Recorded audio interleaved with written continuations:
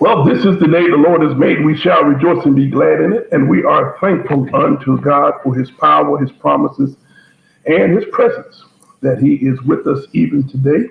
And we are again here on a Teaching Tuesday, My name is Bishop Anthony, but I thank you for allowing me to come into your home or your office or your phone or device that you're using today as we have another Teaching Tuesday. This has started as a result of the pandemic, my way of just trying to stay in contact with the ministers and the people of wonderful Florida Cocoa, and to my friends who may watch us from all over the world. But we ask you to share this, put this out on your social media spots. You can watch us on Facebook Live and also on YouTube this day. And if you have some friends who might want to watch this from those outlets, will you share it so that they can be a part of what we're doing? We believe you're going to be blessed by our conversation, and we truly look forward to having a wonderful, wonderful time together. Listen, today is election day. I hope that you got out and voted. If not, as you're standing in line, put some headsets on, go get in line and vote. I have voted, have my pen here, I voted. So I don't know how you get to work on this. It goes opposite, but I voted, and I hope that you voted. And again, I want you to make sure that you vote because especially as a people, we've had people fight for the right for us to be able to vote. And they struggled, they fought, and now that we have the right, many of my generation, my time frame, don't see the importance of voting. It don't matter. They're going to do what they want to do. No, they won't do what they want to do. And when they do what they want to do, we have the ballot to remove them. We have the ballot to remind them. We have the ballot to replace them. That truly, to let them know that they don't just serve them, they serve the people who elected them. And I pray today that you would take the time to vote. I realize there's a presidential election going on, but there are many, many other important items that are going on, especially here in Florida, that are requiring us to really, really step up and to do what we need to do. So go vote for the president. But in the state of Florida, we have Florida Supreme Court justices that need to be retained or removed. We have some initiatives in different counties and different initiatives in the state that we need to vote on. Most of you have a state attorney, a public defender you're voting on. Many of you have school board members you're voting on. Some of you have city commissioners. So this is a critical and crucial election, and you need to be a part of it. And again, I hope that you've taken the time to avail yourself to that. And remember, we do not shrink away from that. We don't shrink away from the responsibility of voting. I also want to say, don't let voting make you fall out with your family. Folks, that's the beautiful thing about America. You can vote the way you want to vote. I don't have to like the way you vote. You don't have to like the way I vote. But guess what? We don't have to fall out after we vote. We just need to make sure that everyone takes the time to vote. So again, today, especially in Florida, those of you in the most part of the state of Florida, polls close at 7 o'clock. As you get them to the panhandle, because they're behind us, they're on a difficult time frame. But please go take the time to vote. If you have voted, you have a ballot that you need to take in. Before you take it in, find out when you need to take it. Don't let somebody fool you and tell you, hey, I'll take it in for you. No, at this point, you take your ballot to the approved ballot drop-off spot so that your ballot can be counted. And I believe God will be pleased with that. Number two, we just want to remind you that in the midst of COVID and all that, please wear your mask, be sensitive, wear hand sanitizer, social distance. Don't be a jerk while you're out there voting. Don't give God a bad name because you out there acting crazy. You can still reflect the grace and the goodness of God in the midst of the election by being saved. You're saved. We don't act crazy. We don't act outside of character of God. So we can go and vote. We can have a nice time. And I've witnessed the people in the line. Hey, how you doing? I'm Pastor Pelt. I'm pastor church, blah, blah, blah. Where your church at? Blah, blah. We got a whole lot of stuff. We got Jesus to talk about. So if you're out there and you get into a conversation, talk about Jesus. He said, if I be lifted up, I'll still draw all men unto me. And I believe that you will maximize the time that you have in line if you keep Jesus on your mind. Can I say that again? You'll maximize the time you have in line if you keep Jesus on your mind. Listen, today we have a wonderful, wonderful discussion with a wonderful, wonderful young lady who is an attorney. This month is National Adoption Month. You'll probably see it on Facebook throughout this month. People going and adopting children. My mother, my blood mama, was a foster parent for many years. Would have wonderful young kids come down home. I'm considered their brother. Yes. My brother and I, my sister, still considered them. It's just the Lord has been gracious. And today I wanted to talk to us as a body. In the midst of all of this political stuff going on, I want us to stay practical in these last few weeks of the year. And I want to introduce to some and present to others a wonderful Florida cocoa product, the attorney, the Esquire, Jessica Yates. Jessica, you up there with me? I know you're coming up. Well, no, and then I got my UCS shirt on just for you. Oh, you're being a hater. It's all about you. It's you right here, the UCS. Just you right here, the UCS. I just want to start there. How you doing today? Good. Thank you for having me on. I voted early, so we don't have to worry about my election. All right. I'm really excited. This is one of my favorite topics. It's one of my favorite things to work on. Well, I'm so glad that you're on.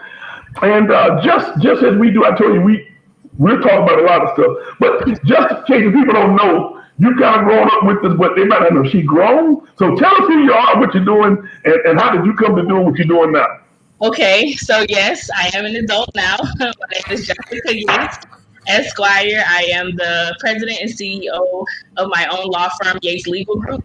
We're a family law firm practicing primarily in South Florida, but thank you, COVID. One of the few things I can thank COVID for. I can now take cases in other areas throughout the state, since I'm licensed in the entire state.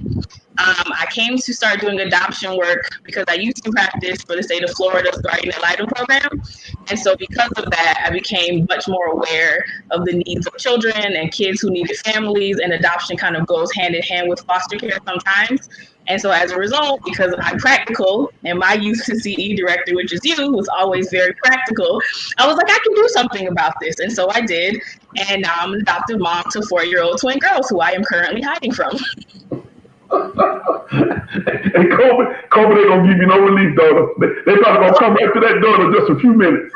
The door's locked. I don't mean they're gonna be knocking on that door. What you doing in there? What you doing in there? Listen, you know, as I stated, my mom was a foster parent, and many times I think the saints are not as aware as to how many children there are in the state of Florida who are in protective services, guardian ad litem, foster care system. How big a situation is that in Florida right now? Okay, so the situation is huge. On a national level, we have about a little under 500,000 kids in care total.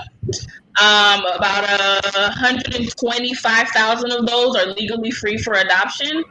And so when you break those out by the state, I don't remember Florida's current numbers, but those are thousands of children. Like I know in Miami-Dade County, there's about between 500 and 1,000 kids right now. They don't have parents.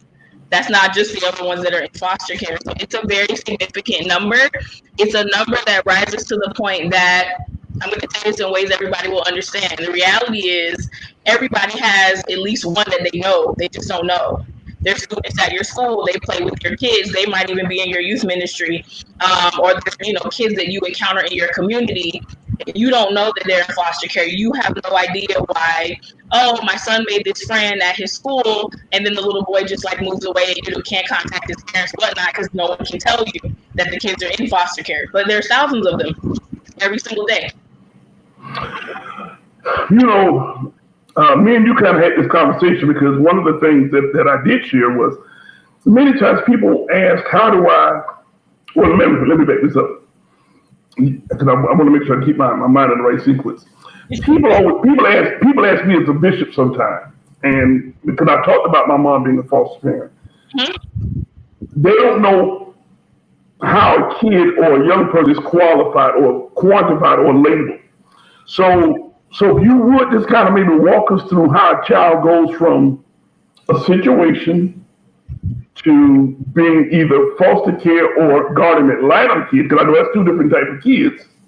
And then how does a kid move from foster care to aged out foster care or adoption? Okay. So yeah, maybe you got to walk us through that process. Sure.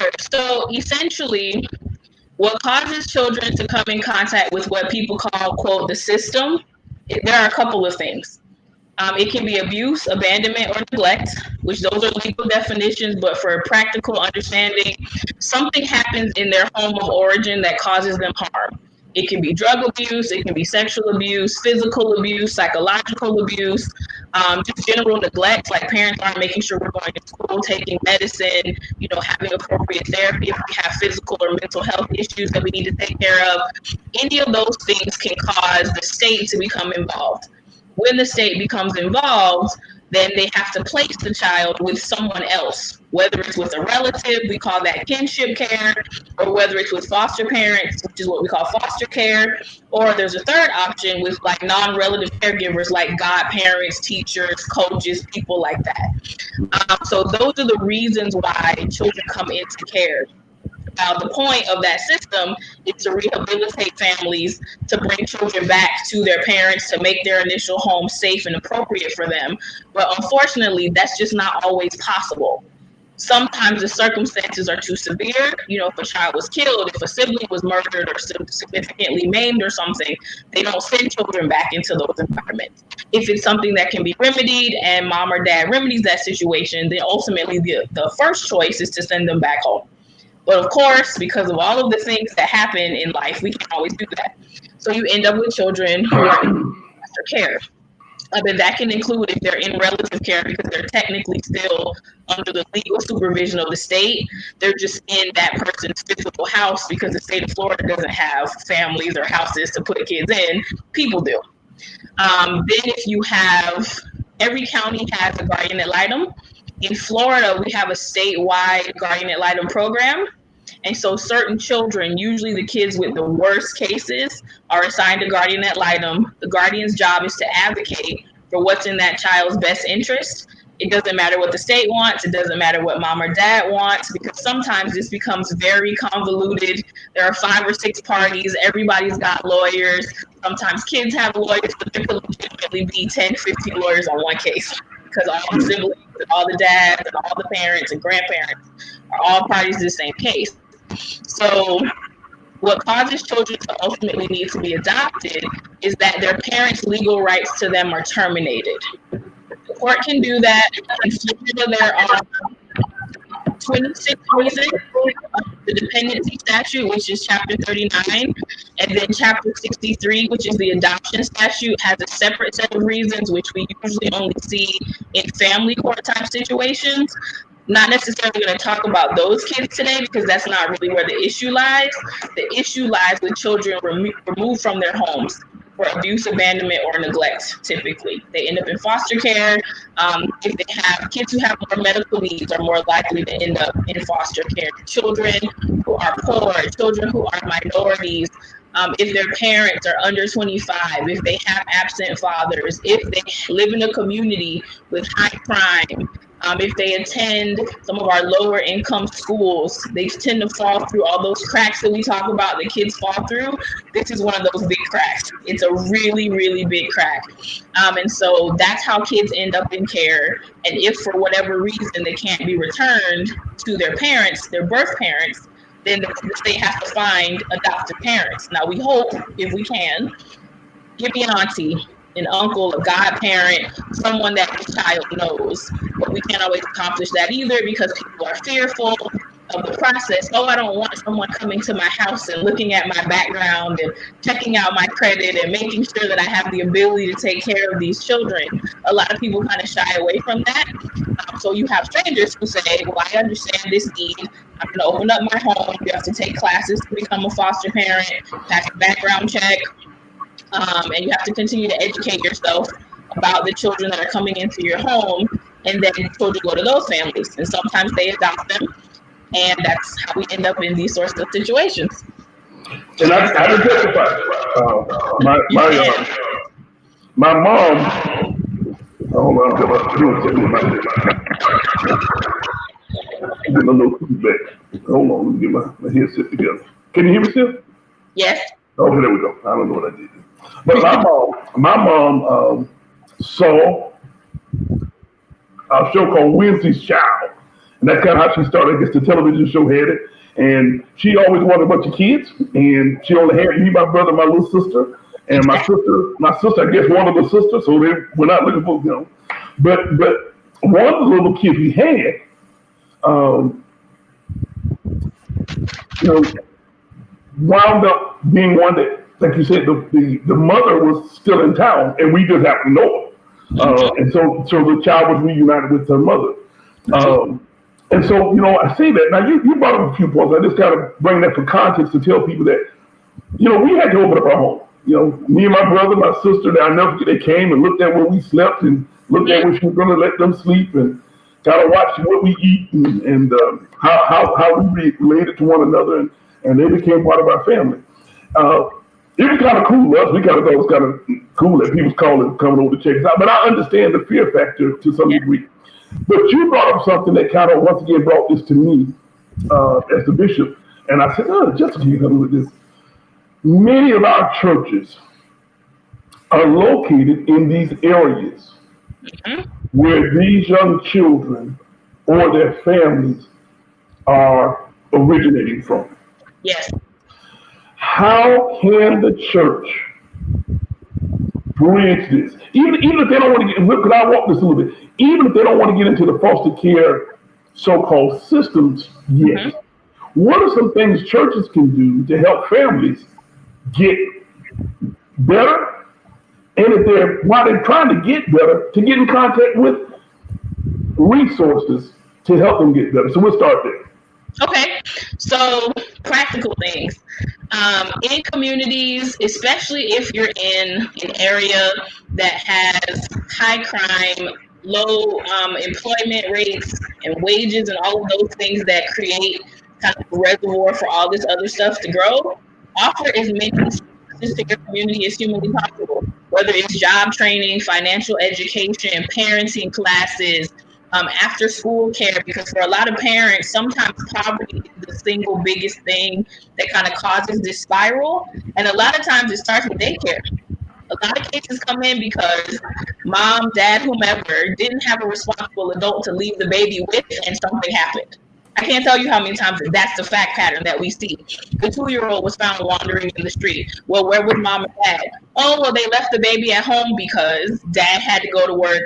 Mom had a job interview. There was no one to keep the baby. Thus and so calamity happened. And so now they take all the kids. So just creating opportunities for childcare, for education, for financial empowerment. If you want to have grant writers come in and create grants that churches can get, assuming that they have 501c3 status, or even if the church is lending their space to a 501c3 to come in and do that work, those are also things we can do that are preventative measures. Another thing that will be great is just educating people and empowering families in general, because if we don't know how to be parents, right, because people say all the time there's no manual to be a parent. I disagree. Jesus gave us 66 books. That is the manual for being a parent. But that, or no one's ever lived that in front of you, you don't know how to do that. So you have to give people access to that and educate families, bring in mental health professionals. If there's substance abuse issues in your community, bring in the substance abuse, talk about these issues, and try to be a stopgap before things spiral out of control. Because in most cases, people think they have nowhere to turn before these things happen. If it's domestic violence in your area, that's another big issue. If it is lack of resources, like I don't have a car, so I can't take my child to the doctor, or I don't have access to health insurance. Hosting those sorts of events that make those things accessible can minimize the involvement that families have with the system. Folks, let me be clear. As Attorney Jessica is sharing, one of the things that I want the body to realize, I think I started it last month, But realize we're in the fourth quarter. We're in the last few weeks of this year. And I will say this, it should not have taken holidays Mm-hmm. or special days for us to do certain things. However, I will say let's capitalize on the holidays to make contact with people. Just this Saturday, people were all in arms about Halloween. I was never advocating celebrating ghosts and goblins. However, it provided an opportunity for us to meet families. Mm-hmm. One of the things about this, folks, she just said something powerful. It was a chance for a mother and a father and a child to walk together, which we don't always do. Mm-hmm. Uh, Here we're coming into Thanksgiving. And I know people say, well, everybody's going to give out turkeys. Well, everybody may not be giving out turkeys. However, everybody needs to eat. Everyone, a kid needs to eat. And again, this is another opportunity for us to see families, to learn about families, not to judge them, but just to become aware. And so I look, and then as we come into Christmas, I'm not advocating saying that Jesus was born in December. I don't think Jesus was born in December, but I do know he was born. And this wonderful holiday gives me a chance to meet some families who have needs, have certain situations that can be a partner, and we can help them. Let me move this into this realm though. If a church wanted to host a guardian ad litem training, what would one have to do to become a guardian ad litem? What is that, and what all does that entail? Okay, so to become a guardian ad litem in dependency cases, all you have to do is take the training course and have your background cleared. So, for example, a lot of my guardians when I worked there were teachers, pastors, therapists, coaches, people who are already working with kids anyway. We have no concerns about background checks. You take the training and then they assign you to their local office. Every circuit in Florida has a guardian ad litem program. And inside that program is a trainer who's responsible for training all of those guardians. Churches can host those trainings as well as they can host foster parent trainings. You come in, they'll do the training classes or they'll invite you to them. A lot of them currently are being done virtually, so it's much more accessible for people to do. What the guardian does is they visit the child, they observe the child in all their environments, their school, their visitation centers, in their placement. They talk to caregivers. If the child needs to see a specialist, go to a doctor, wants to do something. Most of the kids in the system are little. So a 2-year-old is not going to walk up to the judge and say, Judge, I want to go to the zoo on Friday and she won't take me. Well, no, but they might talk about it with their guardian, like while they're playing. Oh, I like the zoo and I don't go to the zoo since I moved here and mommy used to take me to the zoo all the time. Things like that. It gives kids the voice that they need. That's really their job. They also make recommendations to the court about what's in the child's best interest. So sometimes we're recommending things like if siblings are separated, we want those siblings placed together as soon as feasible or possible. If they can't live together, they at least need to be able to see each other on a certain schedule so they can know for a fact, this is where my siblings are, they're safe, meet their caregivers, arrange all those sorts of things. A child wants to play a sport or go on a trip or do some other normal child thing. We don't disrupt the child's life too much. And then also assist with either A, getting the family of origin back on track. So whether they're talking to mom and directing her to resources and helping her navigate the issues that caused the kid to come in here in the first place, or if a child is being adopted, sometimes my guardians find my adoptive homes.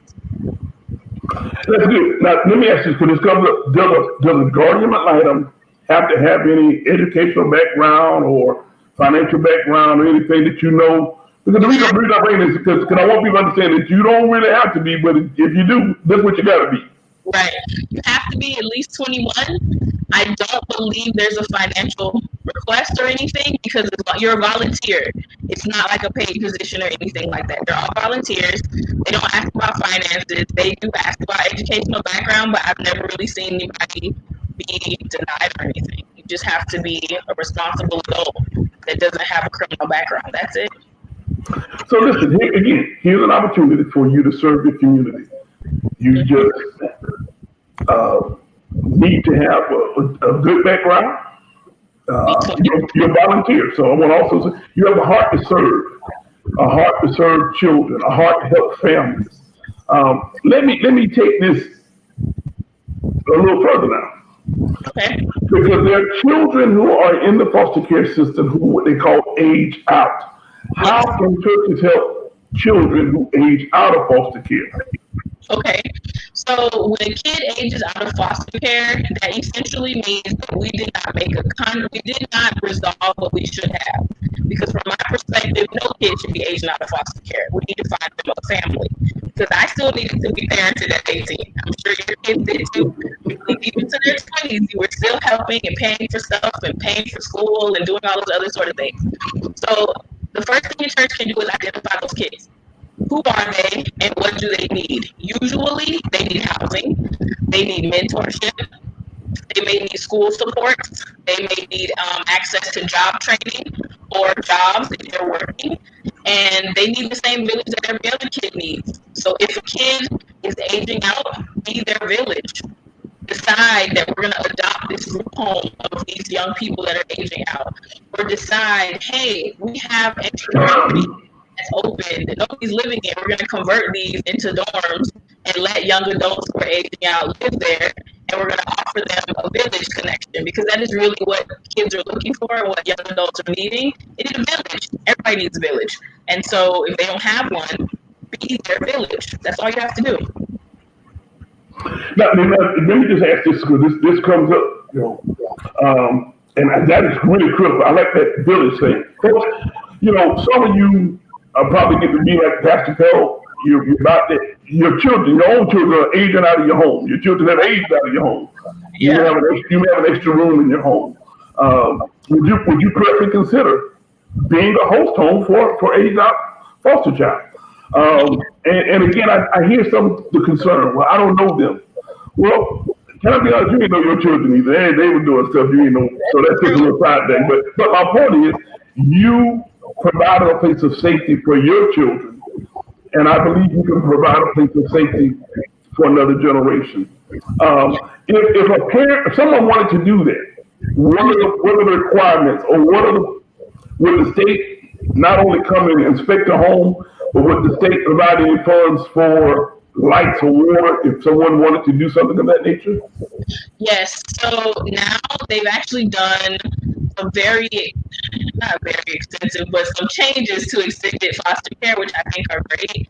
They expand the child's benefits beyond high school because they used to just graduate and kind of be thrown out there on their own. And I'm like, but I wasn't ready to be thrown out there on my own at 18. I didn't know anything, more than I did the day before when I was 17. So they've extended their school. They pay for school for them to go to any state school. Their tuition is waived. They can go to most of the job training things for free. Some of the universities even include like free room and board on top of that if they find out that you're a former foster youth. They extend their health insurance. They have a stipend for housing. And usually if they're living someplace, the state pays that directly to the person who they're going to live with. So sometimes my foster parents say, well, I'm going to keep my teenager. I'm not going to send them out into the world alone. I'm just going to hold on to them and teach them how to be a young adult. They give them independent living services, like teaching them how to cook, how to balance their bank accounts, how to apply to get their driver's licenses, register to vote, to do all those things that your parents teach you how to do.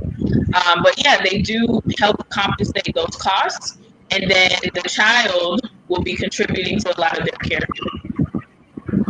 At what age does a foster child or foster young person in foster care, what age do they technically age out to where they're no longer foster care, period? They're adults.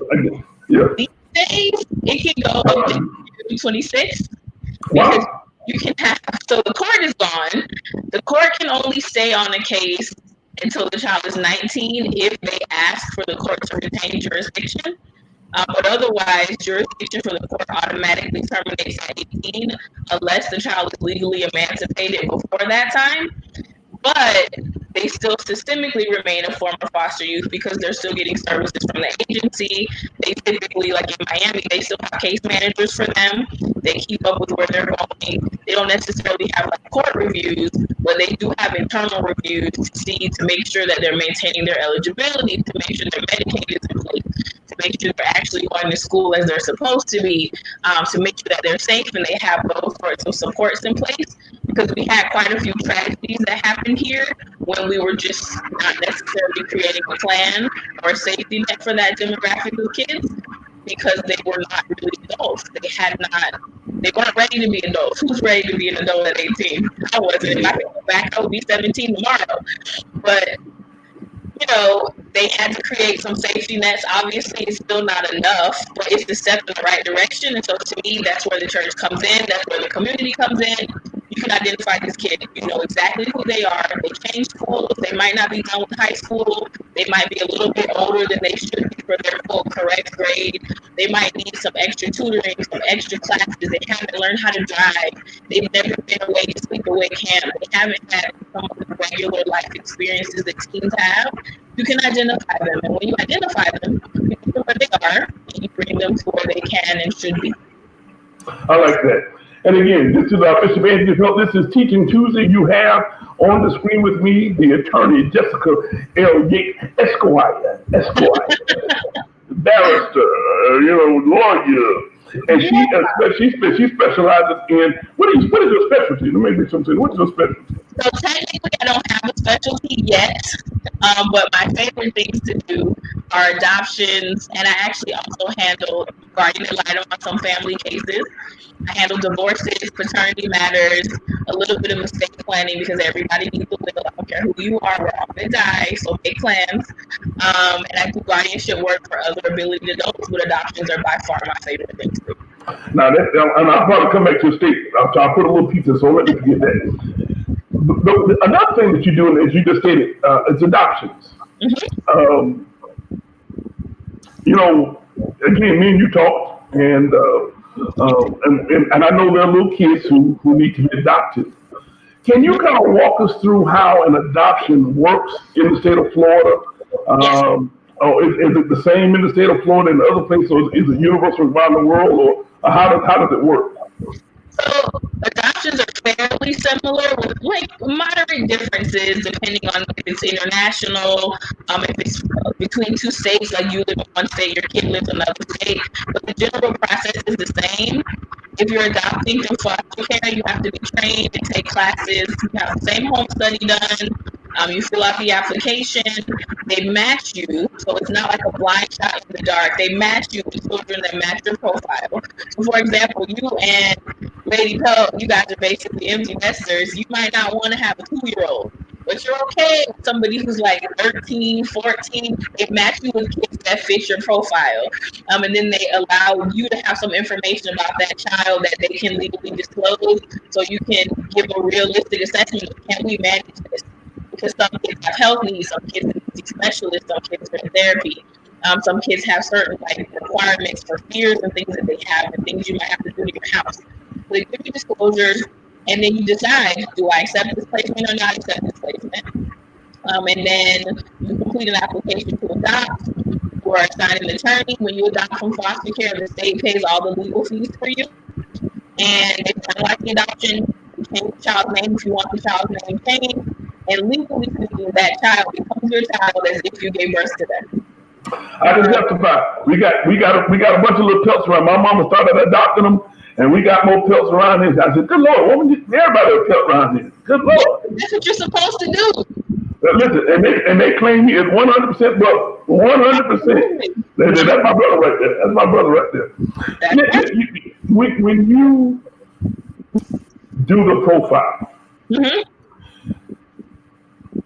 and the profile is submitted, about how long between submission of profile to the first child you might see? It totally varies. Sometimes you get called a next day in the middle of the night. Hey, we have thus and so child. They were born. Can you come pick them up from thus and so hospital? And then sometimes it's weeks. It just depends on what's going on in the world. And then it also depends on where you're geographically located, because in some areas the need is just greater. So if you live in the bigger cities, the need is just greater. Like currently, because of COVID, we don't have enough foster families to take the kids in. They come in the air because people, of course, now really don't want to open their homes even more than before. Mm-hmm. So it could be very short. And if you already identified the child, it might be very easy because maybe they were already on the heart gallery. They've been waiting for a long time. Their profile matches because when kids are old enough, they try to include them in the process too. And so it can be very quick. You could be meeting them, and then you have, kind of like icebreaker visits. Let's get to know each other. Let's go what we used to, like, let's go have lunch. Let's go play at the park. Let's go meet and go to a sporting event. And then you kind of graduate to overnights and weekends, and then they move in, and they stay with you, usually to stay. You just mentioned something. So now I didn't even think about that. I'll go back. If someone wanted to be a foster parent or an adoptive parent, is there a website that they go to now, presently, that you may or a place they can go, or if they want to start the process, where do they go? So if you want to adopt right now, what I would say is contact your local agency. In Florida, it's a different agency in every county. Miami has three. Sorry, Miami has three. Broward and Palm Beach have one. And all the other circuits are different for which entity does it. So, like in Miami, it is CHS, which is Children's Home Society. The other one is the Center for Family and Child Enrichment, CFCE, and the other one is Family Resource Center. In Broward and Palm Beach, it is called ChildNet. You contact them. They do classes all the time. They call them licensing classes. They do licensing classes. The National Young Adult, I have to find their name properly. But the classes are available all the time. And so you take a class, you get licensed, and they connect you to the different entities that are doing foster trainings, and then you're connected to case managers who then have children. Because your name goes on like a list. And as long as your home is open, they'll call you. Hey, available, it fits your profile, etc. So these days, I am heavily encouraging people, while we're all, quote, not stuck at home, but safe at home, if you have time to take classes virtually, please just take those classes virtually. Get the class done. It might take you time to like paint that room and put the bed in there and situate all that stuff, but at least get the classes done so that that's out of the way. It usually take about 6 weeks. Sometimes they take 12, depending on how they have them broken out. One of mine, when I did it, was hosted by a church, and they just did double sessions. So it took us about a month and a half because they did it twice as fast as normal. But they have you go through trauma education, learning about how to care for children of different races, learning how to help kids navigate through the difficult feelings that they may feel, how to manage school, how to understand the system. And then after you take those classes, get your home study done. They make you have like a fire extinguisher in your house. Some of the stuff is things you would never think you have to have in your house. I had to have a fire extinguisher. I had to have all my cleaners either behind the locked door or up high that a kid couldn't reach, and I'm short, so I could barely reach them either. You had to have your smoke detectors current, like things we should do in our houses anyway if we have little kids. They just make sure you have all those things. The children have a separate room. Like for themselves, it was like a sibling set, like my girls had a room together. You have cribs, you have clothes, and then they start looking for your child.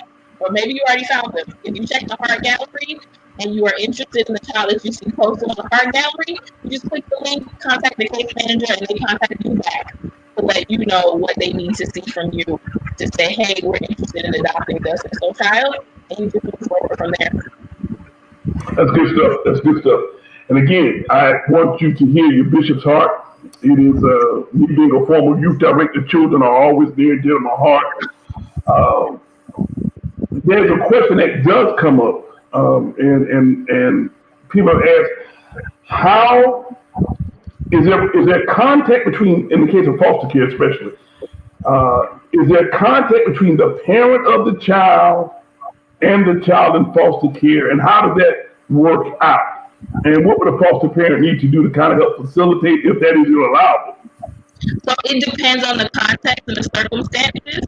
I've seen the best way to describe it is it's like a spectrum. It can be absolutely no contact under any circumstances because there's a court order and it's unsafe in a dependency foster care situation, or it could be the complete other side of the spectrum. The parent loves the child but cannot raise the child and acknowledges that need. And so they still have a healthy relationship that's safe with the child and the adopted family. Sometimes they need to have supervised visits. Sometimes families agree we're only going to meet for the child's birthday and we're going to do one other visit in the summer and that's it. It's usually however people organize it to be.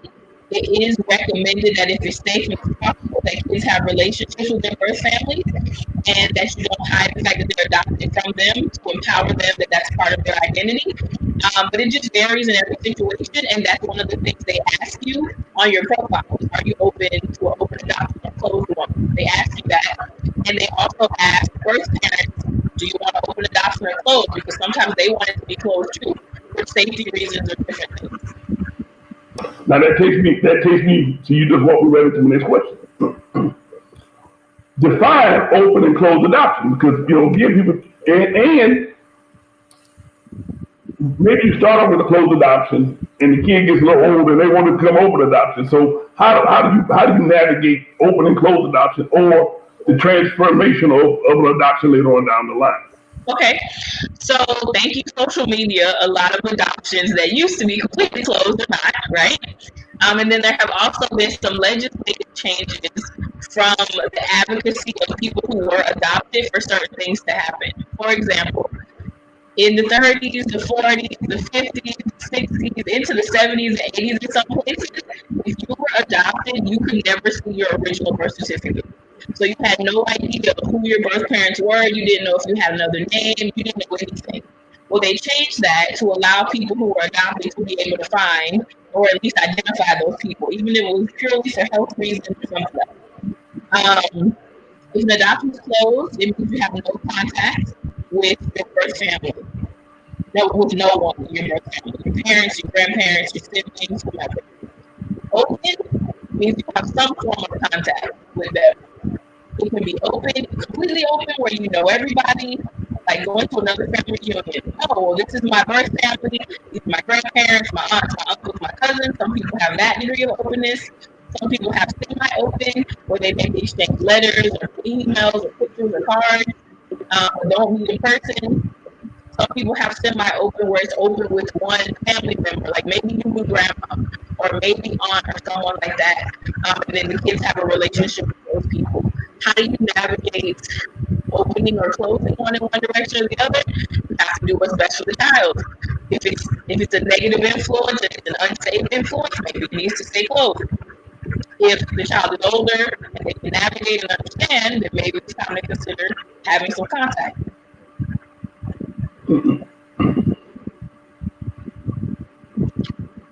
So that's how we do that. Excuse me. One of the things again that prompted me to even have this discussion. This month is National Adoption Month. Am I saying that right?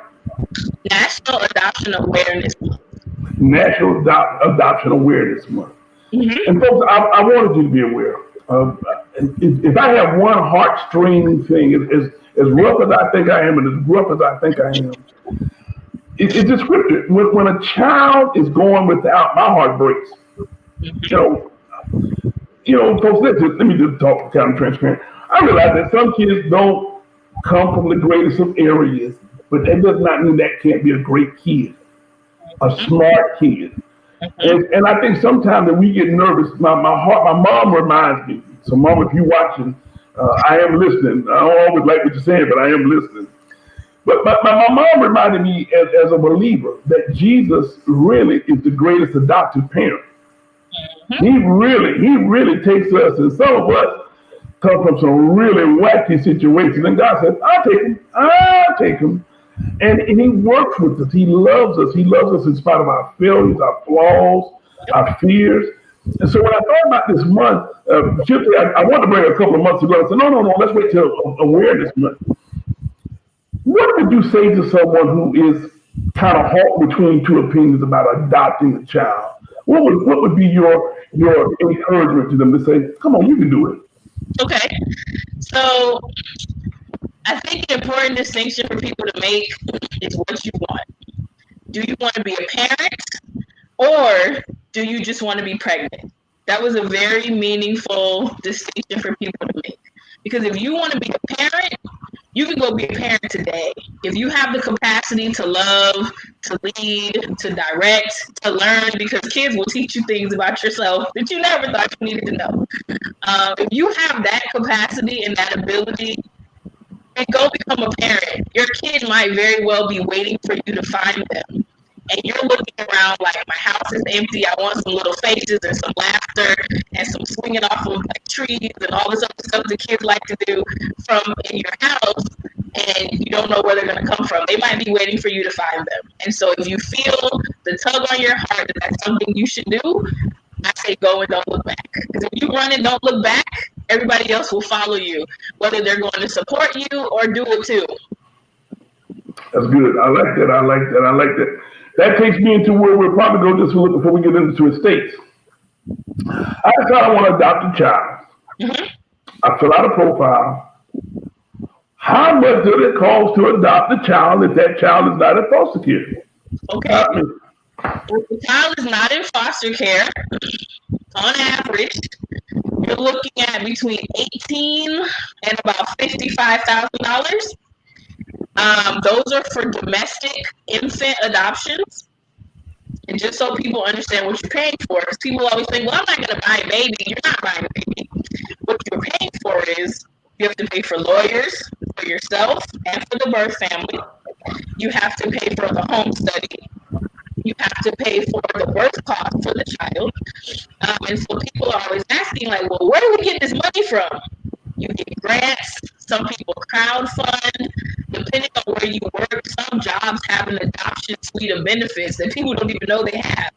When they call me, I'm like, there are two people you need to call. Call your accountant, and I need you to call your HR person. Well, why do I have to call them? I just want to be a parent. Because your HR person, some jobs give people $10,000, $20,000 towards that cost, depending on where you work.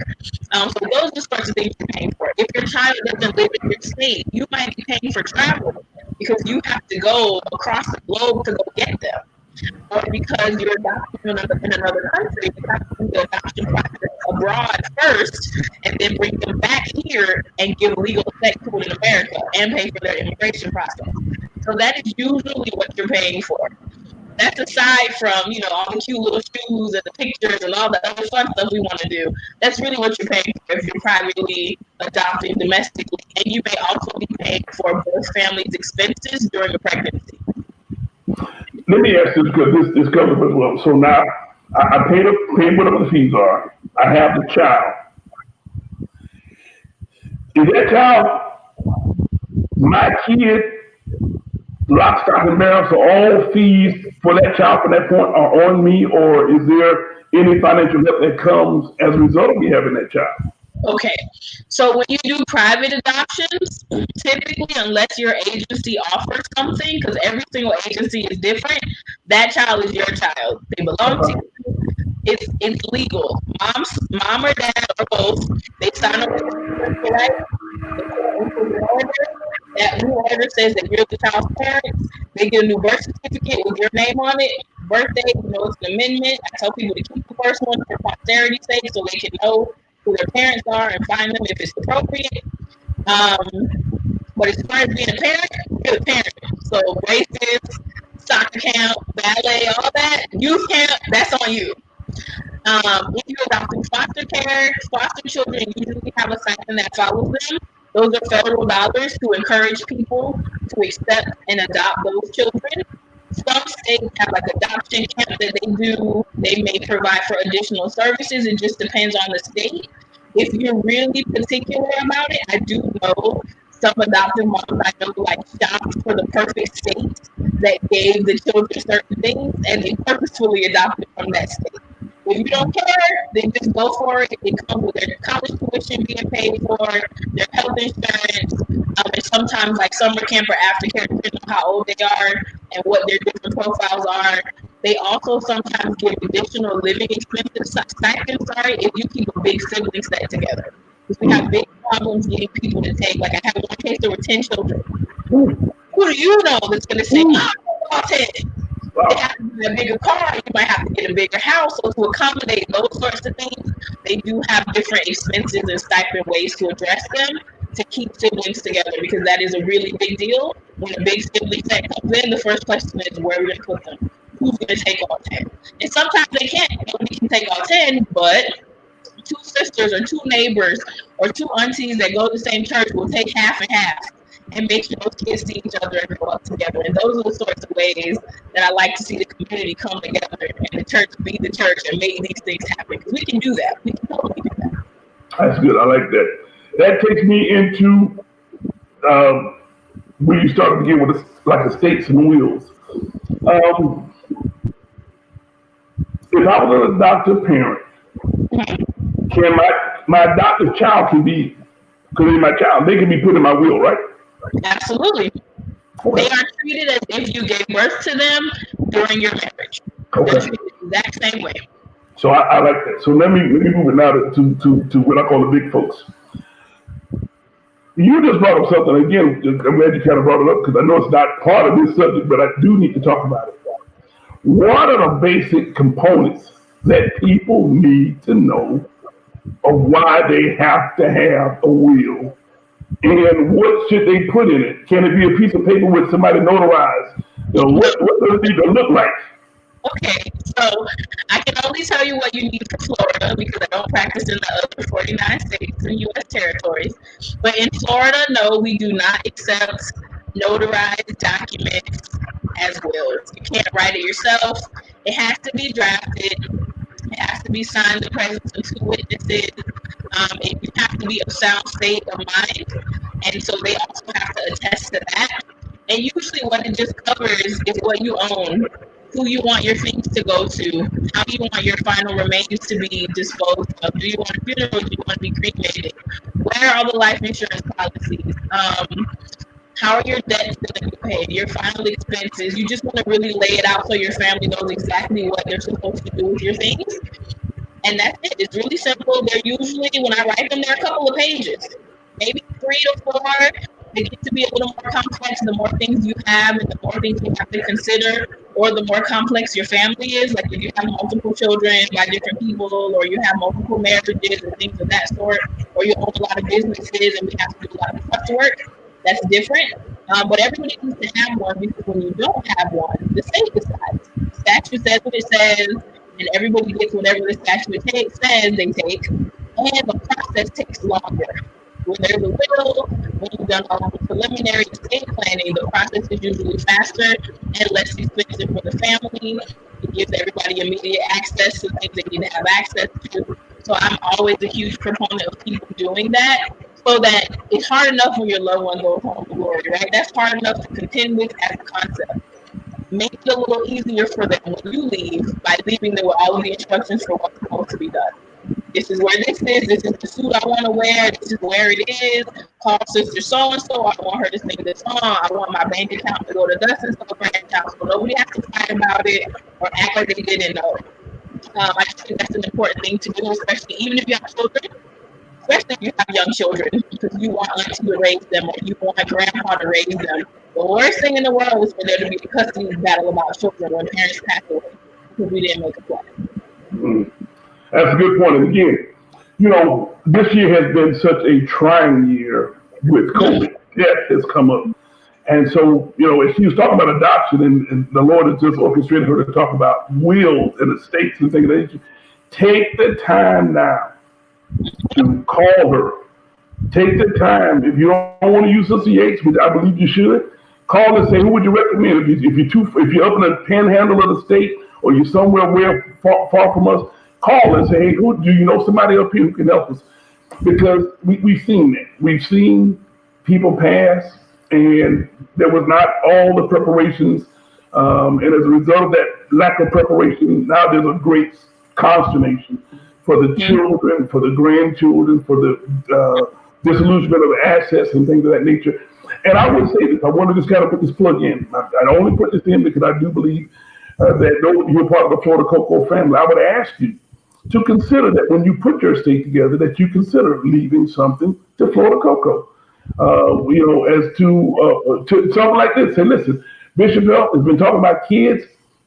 Put it in a state youth camp scholarship fund. We'll make that fund up for you. Make it into. Listen, I have no problem if we want to start another Bishop Pat. I want to make sure that when someone decides to adopt from Florida Cocoa, we have a Florida Cocoa adoption aid fund that we can give something to that child or to that family. May not be a whole lot, but something to that family, to that child, and say, listen, man, we so glad you're part of Florida Cocoa. We will, and so we also have to do it. Listen, thank you for guys for doing it. Listen, you want to book a case for adoption, and can you put that on the screen? Can we put that on the screen so they can see? Here you go. Listen, great book, great read, not a long read. Kind of talking about the journey. I want you to get this book, acaseforadoption.com. Grab a copy. Folks, the Bible says something real clear. Pure religion and undefiled is to help those children, to help the widows, to help. When the Bible says there's going to be people in that day say, man, when did we help you? When did we know you were naked? When did we? He said, when you've done it unto the least of these, you've done it unto me. I want you to get this book. I don't know who I may be speaking to. Maybe the Lord has allowed this divine intervention of your life for you to consider maybe being a guardian ad litem, maybe you to be an adopted family. And again, this wonderful young lady, Attorney Jessica Yates, is a great resource. She is a product of the Florida Cocoa family. I believe she'll be a great blessing to you in this season. Hey, Jessica, let me ask this question as well. Again, how do they get in contact with you? If they want to get in contact with you for the will or the adoption or even any questions about guardian ad litem, how do they get in contact with you? Okay, so easy. The book is on Amazon, or you can go to my website, acaseforadoption.com. I actually changed the price of the book for National Adoption Month. It's only $20.20. We spend $20 at McDonald's. Buy the book, educate yourself, figure out if you can adopt, or if you can't, how you can support somebody else so we can get these kids into families. My prayer is by Christmas. That would be great. Wow. How did you reach me? Because I believe we can do it. There's no reason we can't do it. We can do it. How do you reach me? I am Yates Legal Group on Instagram, Facebook, Twitter, and LinkedIn.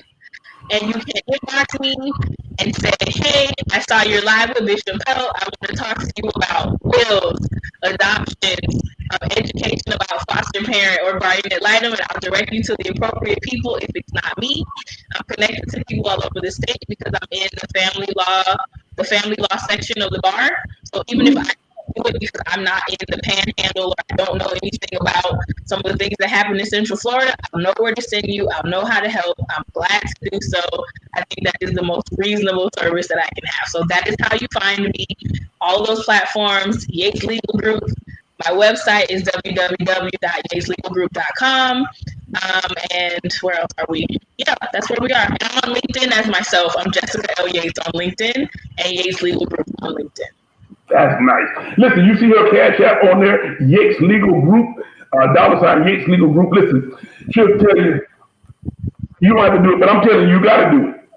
If she's trying to get babies adopted and kids in the foster care by December, she needs all the help she can get. They don't need, I can tell you, kids came from foster care.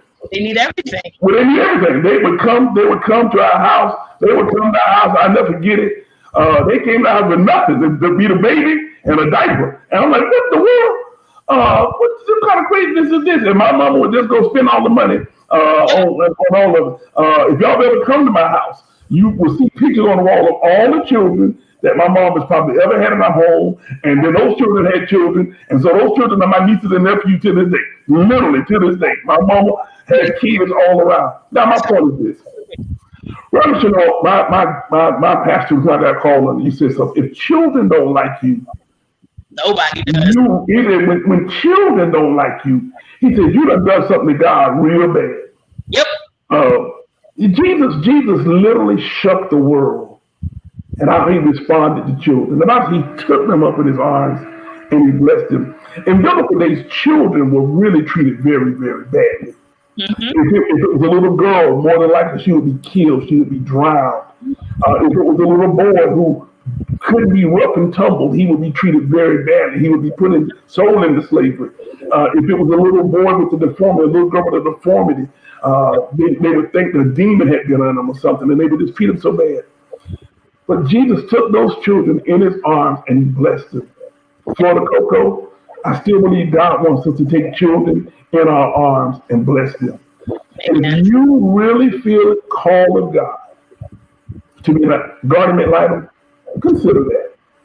If you have a home and you can be a foster parent, consider that.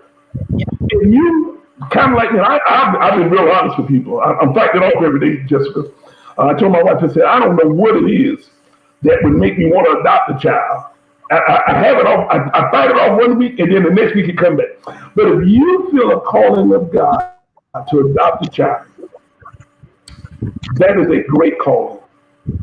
It is from your bishop. I hear sometimes people say, well, I feel called to preach. I feel called to be a missionary. Folks, if you're called to be a parent, accept that calling. That calling that she just told you does not have to come from your loins.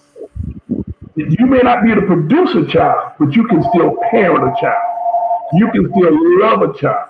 And I want you to hear your bishop. God honors that love. God honors that care.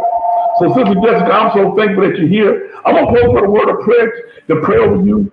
Again, we hope that we get all these babies adopted and with parents between now and the end of the year. Pastors, will you consider bringing this young lady to your church to talk to your church about ways your church can partner in your community? She said something powerful. There's some kind of consistencies of situations where there may be foster children, children in foster care, low graded schools, areas in which poverty is there. And let's just be real, a lot of our churches, whether we like it or not, are located in those areas. That ain't a bad thing. That's a God thing. God sent us to redeem. And so I just challenge you, give her a call. I know we get into the holidays, but you can't get her before the holidays. Get her first part of the year. If you are interested in an adopted, I have referred her. I'm telling you, give her a call. She's a great resource. And I want to just say thank you for, I'll just say thank you for the couple I know I've asked you to help. They thought, they said, Bishop, you know everybody. No, I just know somebody who know how to do a little everything. So thank you so much. Babies to Christmas, so kids dedicate back to the Lord. I'm trying to Now I will tell you this is so. If you get them adopted, I dedicate them. We'll come on two and two. I have a whole bunch of baby dedications to let the world know that this child was loved, and we would be glad to lift that child back unto the Lord. Father, we thank you for your loving kindness, your multitude of tender mercies. And we thank you, God, that you love us as your children. We thank you that you have placed this wonderful woman in our lives, this great gift to the body. I pray, God, that you would let none of her words fall to the ground and let the work she do speak for her. Bless her two little twins, God. Truly, oh God, give her the energy and the insight to raise two godly young people. I pray, God, for every little boy, every little girl in the system. I pray for their parents. God, I don't know what would happen, what would be the cause that a parent might not be able to care. They might feel they got abused. They feel they must neglect. But I pray, God, first off, that you watch over that mind of that parent. Break whatever that spirit is, oh God.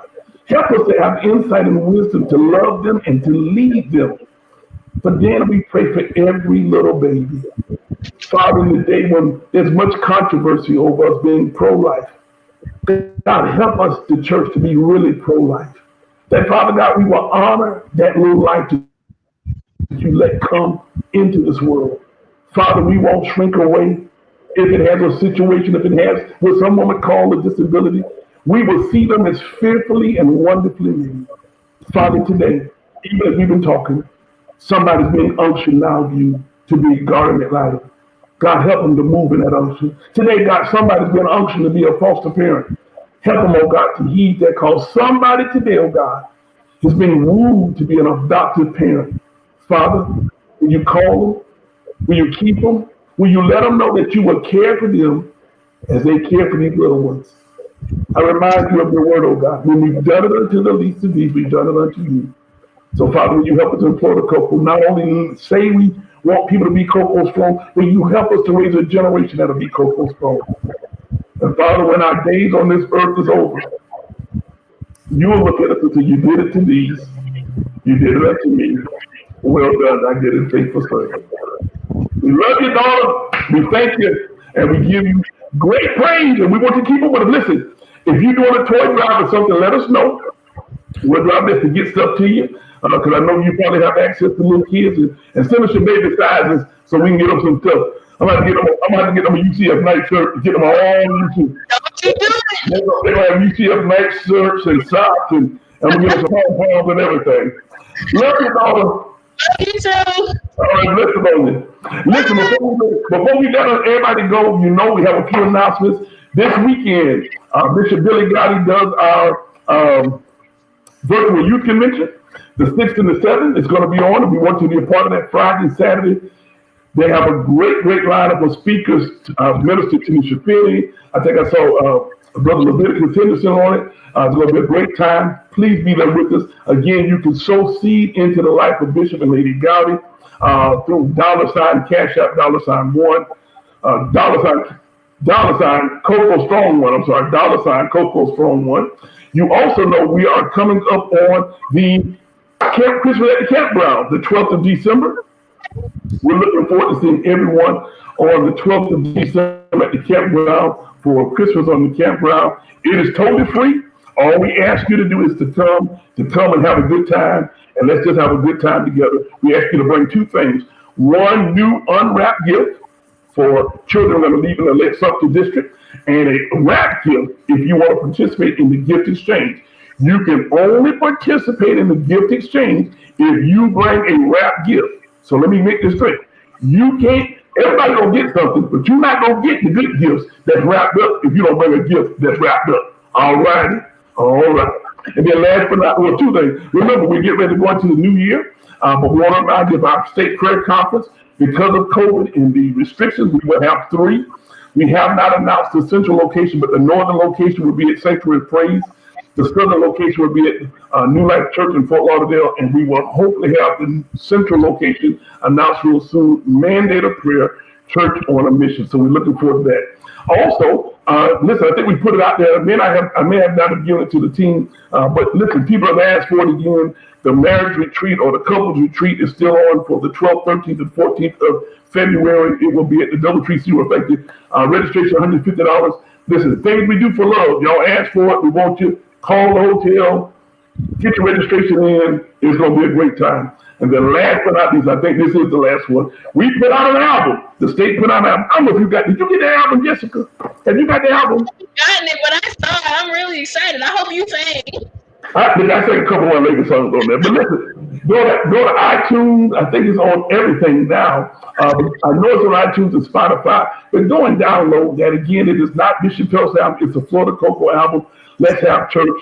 It's just how we're putting the good news out. We should have some hard copies within the next few weeks. And hopefully next week I'll have a hard copy in my hand. So for those of you who are not technologically advanced in this digital age, you kind of like the analog. We'll have some hard copy CDs that you can purchase for you. Listen, daughter. Listen. As much as we try to be advanced, this COVID, and it is dragging some of us old folks, man. I need an old cassette when you take the pencil and get that. See what I'm talking. Yeah, we can. I don't. This has been too much. Listen, today is election day. In a few hours, with the help of the Lord, we will know. We will know if the president is still the president, or if we'll have a new president. But folks, can I tell you something? It does not matter the results of the election. God is still king. And I challenge you as saints, be not dismayed, whatever betide. God will take care of us. It does not matter if Trump is doing it, or Biden is doing it. God is the reason we are triumphant. And because of the blood, we are still redeemed. So I just challenge you. If you're not going out to vote, go out to vote. Put it on Facebook. Let everybody see you voting. Hopefully in a few minutes, they'll start texting us and calling us, asking if did you vote. You say, I voted. But I believe that this is still the greatest hour. A few more weeks. Take the time to do something great. Go to www.caseforadoption.com. Buy the book. Buy a bunch of them. Make the donations. Let her know that we want the lives of young people to be blessed, and you can be a blessing to them. Listen, I love you. Thank you, Minister Preston, whoever that is in the studio today working, helping the bishop. I appreciate you guys so much. And to those of you who let us come into your home by way of Facebook or YouTube or whatever way you did, we say thank you. I hope this has been a wonderful teaching Tuesday. I thoroughly enjoyed this. I hope you had a good time with us. Me too. I always have a good time with you. I'm glad, daughter. Well, listen, we love you to life, and until we meet again next Tuesday, listen, I mean this from the depths of my soul. I'm praying for you. I need you to pray for me. I won't harm you with words from my mouth. You are important to me, and I need you to survive. And we just want you to stay cocoa, and you see us strong all day long. Love you, mother. Bye.